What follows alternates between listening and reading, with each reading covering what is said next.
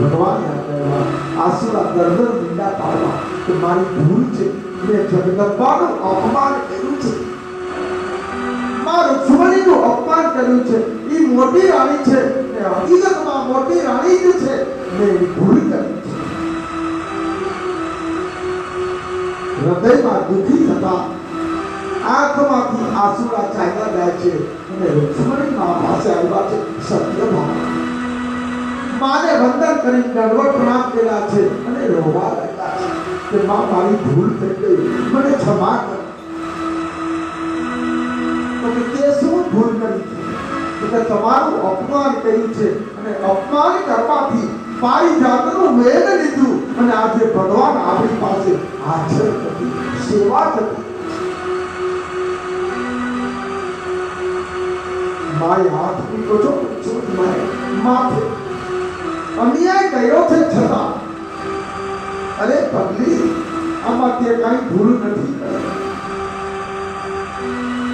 પારિજાતનો મહિમા વધારવા માટે આ ભક્તની કસોટી થતી હોય, તમારી કસોટી થાય છે. તમે દુઃખી ન થાઓ પણ માં ભગવાન પાછા આવે એવું કાંઈક કરો તો કે આપણે બધી રાણીઓ નારદજી પાસે જાય, ભગવાનને પાછા આવે. રાજી થઈ સત્યભામા અષ્ટપટરાણી બધીને લઈ માં લક્ષ્મી માં જ્યાં નારદજીનો આશ્રમ છે ત્યાં પધારી. જ્યાં દ્વારે આ અષ્ટપટરાણી એવા સત્યભામાને જોયા ત્યારે ભગવાને નારદજીને સંકેત કર્યો, જરાય ઓછા ન ઉતરતા હોય, એની વાતમાં ન આવી જતા આગળ તમને પટક કરી ને બતાવી દેશે, પણ બરાબર આજે પરીક્ષા કરજો.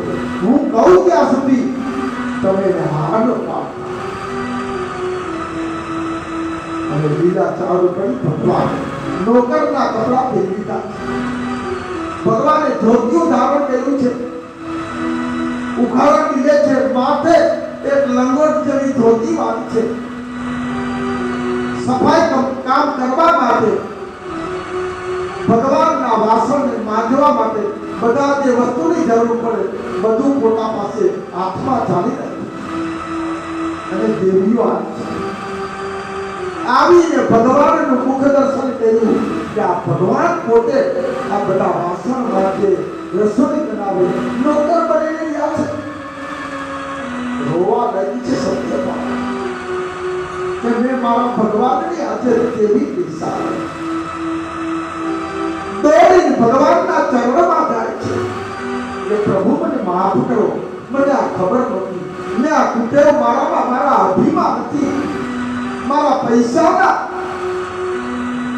પિતાજીના આ બધાના ગુણો જોઈ, પૈસા જોઈ અભિમાન તો આજે ઉતરી ગયું છે. મારું અપમાન કર્યું તું મેં, પણ મને ભૂલ સમજાય છે, મને માફ કરો, અમારી સાથે જાઓ. ભગવાન બોલ્યા જ્યારે અમે વચન દીધી ત્યારે વિચાર્યું હતું દેવી, અને હવે હું વચન બાંધું છું, તમે મારું દાન કર્યું છે, હું આજે નારદજીની સેવા કરવા આવ્યો છું, જીવે ત્યારે મારે નોકર બનીને રહેવાનું છે અને તમારે એકલા રહેવાનું છે. ત્યાં તો સત્યભામા દુષ્ટે રોવા લાગ્યા.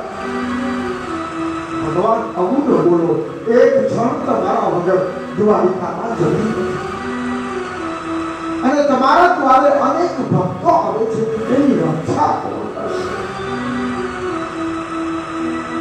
ત્યારે નારદજી ખોટે ખોટા પૂજામાં વાર બધા પૂજા તો સાચી જ કરતા હતા, પણ વાર લગાડ્યા. પ્રભુ માફ કરો, દેવી આવ્યા લક્ષ્મી. ભગવાન હવે બધું ભૂલાઈ ગયું છે, તમે માફી આપો ને ક્ષમા કરો.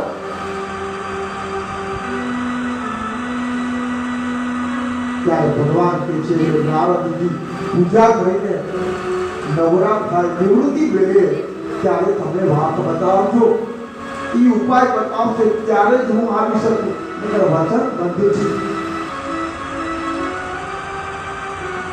જેવા સત્યભામા અને આ બધી દેવીઓ નારદજી પાસે ગયા ને ભગવાન પાસે ગઈ વાત કરવા માટે, ત્યારે નારદજીને ભગવાને તો અગાઉ કહી દીધું હતું કે ઓછા ઉતરતા નહીં, પૂરેપૂરી પરીક્ષા લેજો. એક દેવીઓ ને અમારા લોકો સાથે કુતર શું વાતો કરો છો? આ બાજુ આવી જાઓ. બધી મારી સામગ્રી ને વાસણ ને બધા જે હમણાં માંજન કર્યું છે ને બધું તમે હમણાં દીધું. બેસી જાઓ માયા, મારી પૂજા થઈ જાય પછી બધી વાત પેલા મને બતાવો, પછી નોકર પાસે જાતો. એ વિષ્ણુ સેવક, આ બધી દેવીઓ તમારી પાસે આવ્યા છે ને, વાસણ બધા ઉભરાઈ ગયા છે, માટે પાછા માંજન કરો. અને ભગવાન પાછા વાસણ કરતા બધી દેવીઓ મોઢા હાથ રાખી દીધો.